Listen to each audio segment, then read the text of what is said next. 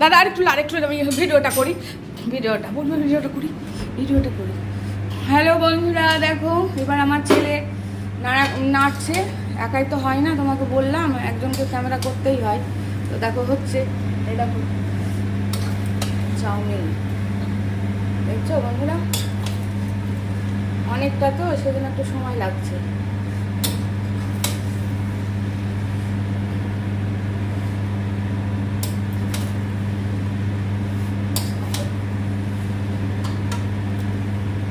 সব পড়ে গেছে, ডিম, মাংস, তারপরে ধরো মশলা, তারপর চাউমিনের মশলা, তারপর গাজর, ক্যাপসিকাম, পেঁয়াজ, ধনেপাতা, টমেটো, সব কিছু, বাঁধাকপি, সব কিছু পড়ে গেছে।